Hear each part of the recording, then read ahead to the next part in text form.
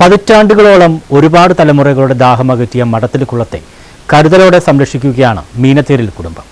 കുടിവെള്ളം കിട്ടാക്കനിയായിരുന്ന കാലത്ത് ഒരു നാടിന് ജീവജലത്തിന്റെ തെളിനീർ സമ്മാനിച്ച മഠത്തിൽ കുളത്തിന് 2 നൂറ്റാണ്ടോളം പഴക്കമുണ്ട്. കാലപുരോഗതിയിൽ കുളങ്ങൾ അപ്രസക്തമായ കാലത്ത് നാട്ടുകാർ കുളത്തെ കൈവിട്ടെങ്കിലും ഈ തെളിനീരുറവ ഉപയോഗശൂന്യമായി ഉപേക്ഷിക്കാനുള്ള മനസ്സ് ഈ കുടുംബത്തിനില്ല. ആറാട്ടുപുഴ തീരഗ്രാമത്തിന് എന്നെങ്കിലും ദാഹജലം മുട്ടിപ്പോയാൽ തൊണ്ട നനയ്ക്കാനുള്ള കരുതുവെപ്പായാണ് കുടുംബം ഈ കുളം സംരക്ഷിക്കുന്നത്. കേരളത്തിലെ തന്നെ പേരുകേട്ട കുളമാണ് ആറാട്ടുപുഴ പത്തിശ്ശേരിൽ ക്ഷേത്രത്തിന് കിഴക്ക് ഭാഗത്ത് മഠത്തിൽ പുരയിടത്തിൽ നിലകൊള്ളുന്ന മഠത്തിൽ കുളം.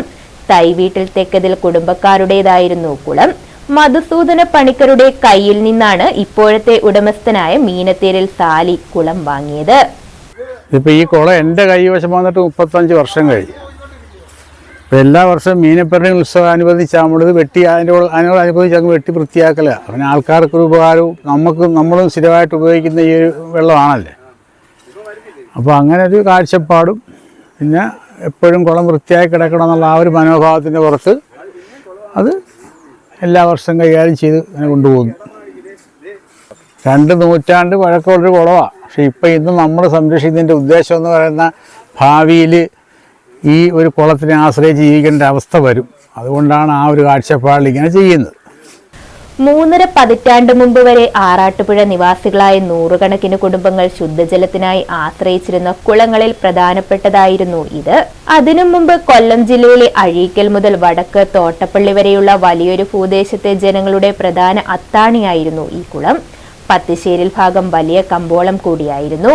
രാജഭരണകാലം മുതൽ തന്നെ കുളം ഇവിടുണ്ട്. ജലഗതാഗതത്തിന് പ്രാധാന്യം ഏറെയുണ്ടായിരുന്ന കാലത്ത് ആറാട്ടുപുഴയിലേക്കും ദൂരദിക്കുകളിലേക്കും സംസ്ഥാനത്തിന്റെ വിവിധ ഭാഗങ്ങളിൽ നിന്നും ചരക്കുമായി എത്തുന്ന കേവുവള്ളക്കാർക്ക് ഏറെ ആശ്വാസമായിരുന്നു മഠത്തിൽ കുളം.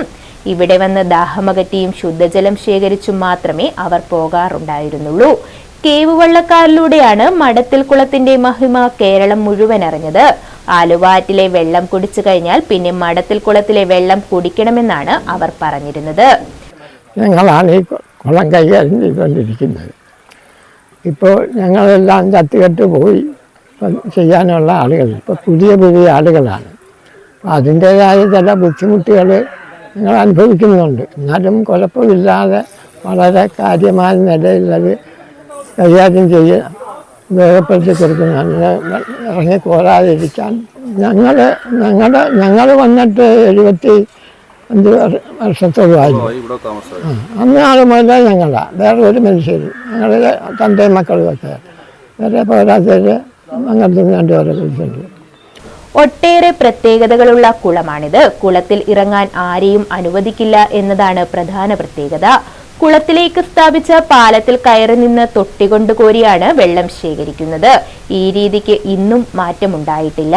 അതുകൊണ്ട് തന്നെ ശുദ്ധിയുടെ കാര്യത്തിൽ മഠത്തിൽ കുളത്തിനെ ആളുകൾ കണ്ണടച്ച് വിശ്വസിച്ചിരുന്നു. എത്ര വലിയ കടുത്ത വേനൽ വന്നുപോയിട്ടും മഠത്തിൽ കുളം വറ്റിപ്പോയിട്ടില്ലെന്ന് നാട്ടുകാർ പറയുന്നു. ഓരുവെള്ളം ഒഴുകുന്ന തോടിന്റെ ചാരത്താണ് കുളമെങ്കിലും മഠത്തിൽ കുളത്തിലെ വെള്ളത്തിന്റെ രുചി ഒന്ന് വേറെ തന്നെയാണ്. ഈ കുളത്തിലെ വെള്ളത്തിൽ ആഹാരം പാചകം ചെയ്താൽ ഏറെ നേരം കേടുകൂടാതെ ഇരിക്കുമെന്ന വിശ്വാസം നാട്ടുകാരിൽ ദൃഢമായുണ്ട്. പൊതുടാപ്പുകൾ നിലവിൽ വന്ന കാലത്തും പാചകത്തിനായി മഠത്തിൽ കുളത്തിലെ ഒരു കുടം വെള്ളം കോരിക്കൊണ്ടുപോകുന്നവർ അടുത്ത കാലം വരെ ഉണ്ടായിരുന്നു. കല്യാണങ്ങൾക്ക് മഠത്തിൽ കുളത്തിലെ വെള്ളമാണ് ദൂരസ്ഥലങ്ങളിൽ ഉള്ളവർ പോലും ഉപയോഗിച്ചിരുന്നത്. കുളം തനിമയോടെ നിലനിർത്തുന്ന കാര്യത്തിൽ മീനത്തേരിൽ കുടുംബം ശ്രദ്ധാലുക്കളാണ്.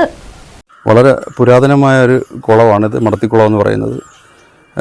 കല്ലശ്ശേരിയിൽ തൈവട്ടി തെക്കയിലെ കുട്ടിപ്പണിക്കൻ എന്ന് പറയുന്ന അദ്ദേഹത്തിൻ്റെ മകനായിട്ടുള്ള മഠത്തിൽ മധുസൂദന പണിക്കൻ, അതിനുശേഷം ഇപ്പം മീനത്തേരിൽ മുഹമ്മദ് സാലി മുതലാളിയുടെ കൈവശത്തിൽ ഇപ്പം നിൽക്കുന്ന ഒരു കുളമാണിത്.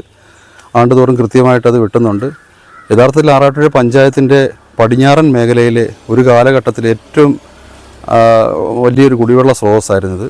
ഇതിൻ്റെ ജിയോളജി വകുപ്പിൻ്റെ അനുസരിച്ച് നോക്കുകയാണെങ്കിൽ കൊയിലോൺ മെമ്പറൻസ് എന്ന് പറയുന്ന ഒരു വലിയ വാട്ടർ സോഴ്സ് നമ്മുടെ ഈ ഭൂമിക്കടിയിലൂടെ പോകുന്നുണ്ട്. അതിൻ്റെ ഭാഗമായിട്ട് കിട്ടുന്ന ഒരു വെള്ളത്തിൻ്റെ സ്രോതസ്സാണിത്. അതുകൊണ്ട് പണ്ട് മുതലേ പറഞ്ഞു കേൾക്കുന്നത് ആലുവ പുഴയുമായിട്ട് ഇതിനൊരു കണക്ഷൻ ഉണ്ടെന്ന് പറഞ്ഞു കേട്ടിട്ടുണ്ട്. പക്ഷേ ഒട്ടും സാങ്കേതിക വിദ്യ കൃത്യമല്ലാതെ പോയിരുന്ന ആ കാലഘട്ടത്തിൽ പോലും അത് പറയാൻ കാരണമായിരുന്നു. ഇതിപ്പോൾ ഏകദേശം ഒരു 40-50 വർഷമേ ആയിട്ടുള്ളൂ. കൊയിലോൺ മെമ്പറൻസ് എന്ന് പറയുന്ന ആ ഒരു പാത, വാട്ടർ സോഴ്സ് ഈ ഭൂമിക്കടിയിലൂടെ കടന്നു പോകുന്ന പാതയുടെ കൃത്യമായ വെളിപ്പെടുത്തൽ വെളിയിൽ വന്നിട്ട്. അത് പണ്ട് എന്ന് പറയുന്നത് കടലോര പ്രദേശങ്ങളിൽ ഏകദേശം ഒരു 5 അടി 6 അടി താഴ്ചയിൽ ഒരു ചെറിയ കുഴിയെടുത്താൽ പോലും അതിൽ നിന്ന് ഈ കായംകുളം കായലിൻ്റെയും അറബിക്കടലിൻ്റെയും ഇടയ്ക്കുള്ള ആ ഒരു ഭാഗത്ത് ഇത്രയും സ്വീറ്റ് വാട്ടർ കിട്ടുന്ന അത് വലിയൊരു അത്ഭുതകരമായ കാഴ്ചയായിരുന്നു. വാസ്തവത്തിൽ ആ ഒരു വാട്ടർ മെമ്പറൻസ് കടന്നു പോകുന്ന ഒരു പ്രദേശമാണ്. ഈ ഭാഗത്തുള്ള എല്ലാ കുളങ്ങളും ആ കാലഘട്ടത്തിൽ ഇതുപോലെ തന്നെ ആയിരുന്നു. കൃത്യമായ കാലയളവിൽ ആയിരങ്ങൾ ചെലവഴിച്ച് പഴയ രീതിയിൽ തന്നെ കുളം വൃത്തിയാക്കി സംരക്ഷിച്ചു വരുന്നുണ്ട്. നാട്ടുകാരുടെ ദാഹമകറ്റിയ കുളത്തെ അവർ കൈവിട്ടെങ്കിലും വീട്ടുകാർ കുളത്തെ കൈവിട്ടിട്ടില്ല. സമീപത്തുള്ള പത്തിശ്ശേരി ക്ഷേത്രത്തിലെ മീനഭരണി ഉത്സവത്തിന് മുന്നോടിയായാണ് കുളം വെട്ടി സംരക്ഷിക്കുന്ന പതിവിന് ഇക്കുറിയും മാറ്റമുണ്ടായില്ല. കടുത്ത കുടിവെള്ളക്ഷാമത്തിന്റെ പിടിയിലാണ് ഇപ്പോൾ തീരഗ്രാമം. അതുകൊണ്ട് തന്നെ കുളത്തിന്റെ പ്രസക്തി ഏറിയിരിക്കുകയാണ്. കുളത്തിന്റെ കരയിൽ മോട്ടോർ സ്ഥാപിച്ച് വീട്ടിലെ ആവശ്യങ്ങൾക്ക് കുളത്തിലെ വെള്ളമാണ് ഉപയോഗിക്കുന്നതെന്നും മുഹമ്മദ് സാലി പറഞ്ഞു. നാട്ടിൽ കൊടിയ കുടിവെള്ളക്ഷാമം ഉണ്ടായ ഘട്ടത്തിലും തങ്ങൾക്ക് ഇതുവരെ കുടിവെള്ളം മുട്ടിയിട്ടില്ല. പൈപ്പ് ജലത്തേക്കാൾ ശുദ്ധമാണ് കുളത്തിലെ വെള്ളം. പഴയ തലമുറ ഏൽപ്പിച്ച അതേ പരിശുദ്ധിയോടെ കുളം സംരക്ഷിക്കാനായതിൽ സന്തോഷിക്കുന്നുണ്ടെന്നും അതുകൊണ്ട് തന്നെ വരും തലമുറയ്ക്ക് വേണ്ടി ഈ കുളം ആകുന്ന പോലെ സംരക്ഷിക്കുമെന്നും അദ്ദേഹം കൂട്ടിച്ചേർത്തു. News bureau, Chengannur.